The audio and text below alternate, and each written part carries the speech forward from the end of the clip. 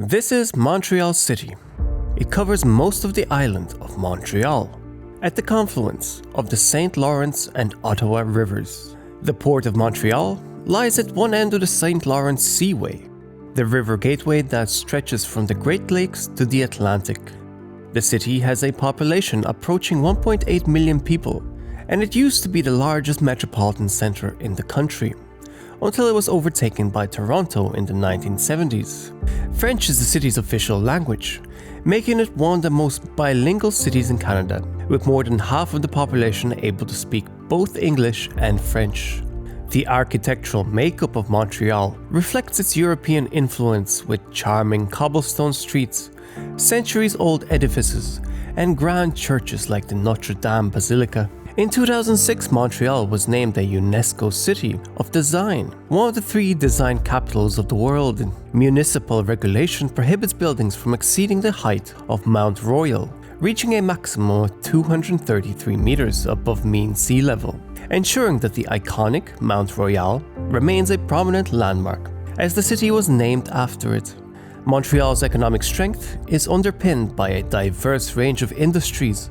This diverse industrial base helps Montreal maintain resilience and adaptability in the face of economic fluctuations. The Port of Montreal is one of the largest inland ports globally, handling an impressive 26 million tons of cargo annually. This bustling trade hub is a vital transshipment point for various commodities.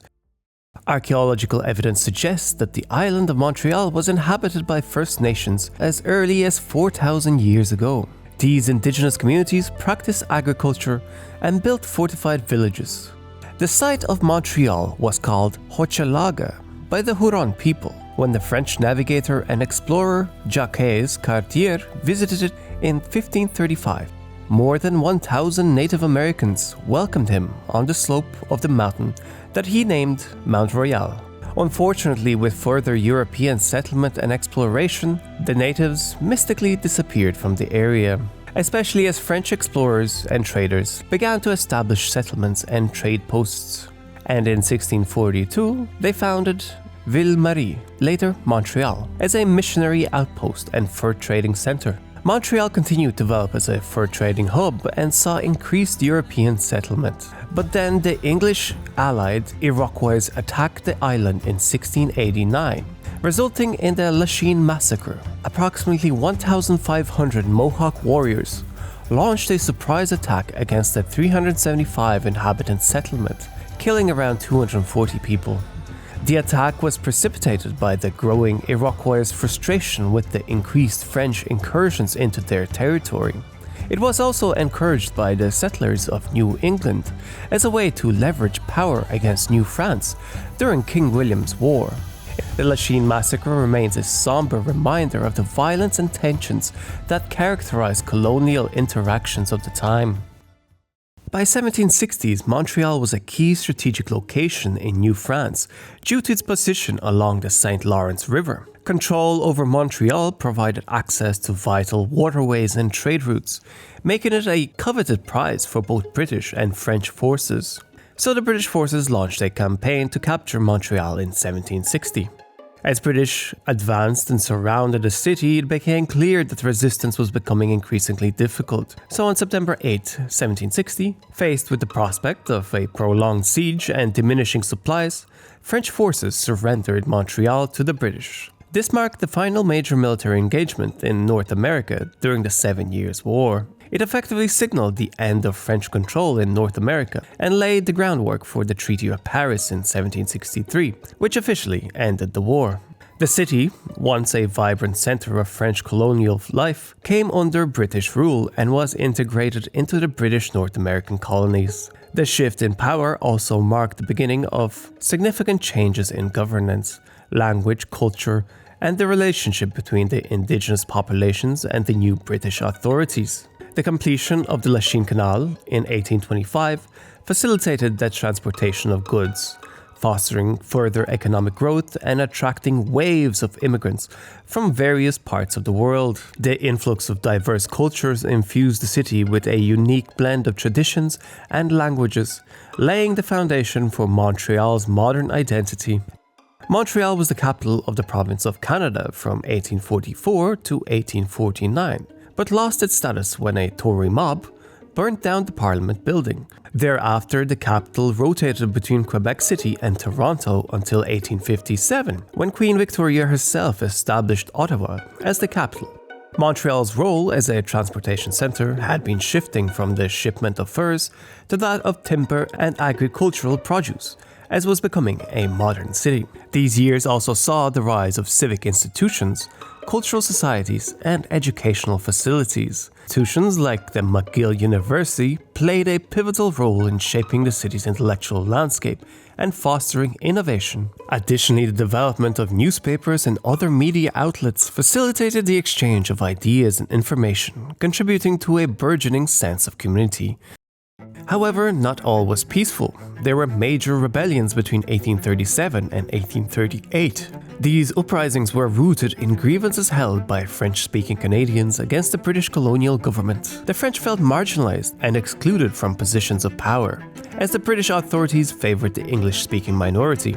The rebellions were also influenced by a broader movement of political and social change happening around the world, such as the French Revolution and the American War of Independence. The rebels sought to challenge the existing order and fight for their rights, advocating for greater political representation, economic reforms, and cultural recognition. The British authorities responded with force, and the rebellions were eventually crushed.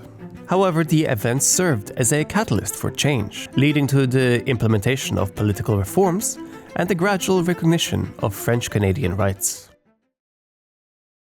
The later half of the 19th century brought about a significant urban expansion and architectural innovation. Located in the heart of Old Montreal is the Bon Secours Market. Its construction began in 1844 and was completed in 1847. Originally designed as a public market, it quickly became a symbol of Montreal's economic and social life. Its grand facade features impressive Corinthian columns, intricate sculptures, and a stunning copper dome that has become an iconic symbol of the city. Initially, it housed a variety of market stalls selling produce, meat, and other goods. In the 20th century, the market's role began to shift and it became a center for arts and culture, as the building housed several art galleries, studios, and exhibition spaces. While during World War I, it served as an internment camp for Ukrainian, Austrian, and German prisoners of war. And during the Second World War, it transformed into a haven for European exiles fleeing the conflicts. The building became home to many displaced artists, writers, and intellectuals who made significant contributions to Montreal's cultural landscape. The modern building has been restored and now houses upscale boutiques, restaurants, and the Montreal Museum of Costume and Textile. It continues to be a popular destination for locals and tourists. Quebec in the 1950s was one of the world's most religiously active societies, with a powerful Roman Catholic Church that was regarded as reactionary, even by the standards of the time. The French speakers, who made up the great majority of the province's population, viewed the church as a cherished symbol of cultural identity and survival under what they saw as heavy-handed Anglo domination and exploitation. The Catholic Church utterly dominated large areas of everyday life through its role in healthcare, education, and social welfare. Weekly mass attendance rates reportedly reached 90%. Churches and pilgrim shrines blossomed, making Montreal the city of 1,000 steeples. As a result, Montreal is home to notable religious buildings, such as the Notre Dame Basilica and St. Joseph's Oratory. These kinds of masterpieces are rarely found around North America. But things started to change around the 1960s. Dubbed as the Quiet Revolution, it was a period of profound transformation in the history of Quebec. Until the 1960s, the Catholic Church played the dominant role. But the Quiet Revolution challenged all this authority and sought to separate the church from the state. The government implemented policies to create a more secular society, leading to the nationalization of hospitals and the introduction of a public education system that emphasized the French language. So the Quiet Revolution sought to reclaim Quebec's French identity, and the government very much supported this, overall making a shift towards modernity and a resurgence of French identity. Montreal hosted the Summer Olympics in August 1976. This was a moment of pride and excitement for the city, as it would be the first time the Summer Olympics were hosted in Canada. The preparations for the Games included the construction of new sports venues and infrastructure. One of the most notable controversies was the construction of this Olympic stadium, which featured a distinctive inclined tower and retractable roof. Due to construction delays and engineering challenges, the roof was never fully operational during the Games. It literally took decades for the city to fully pay off the debts it incurred. It's no wonder cities tend to pass up on the opportunity to host the Olympics these days. Since Montreal is home to a mix of French and English speakers, this cultural blend is reflected in its food, festivals, and neighborhoods. They're famous for their culinary offerings including poutine, fries topped with cheese curds and gravy, bagels, and diverse international cuisines.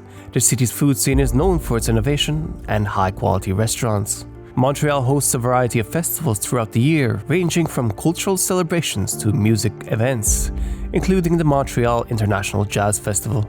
Montreal has undergone a revitalization, including urban development projects, infrastructure improvements, and cultural initiatives, which have created an incredible and vibrant modern city.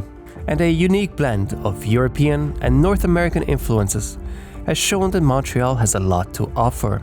And compared to other cities in Canada, Montreal is quite affordable.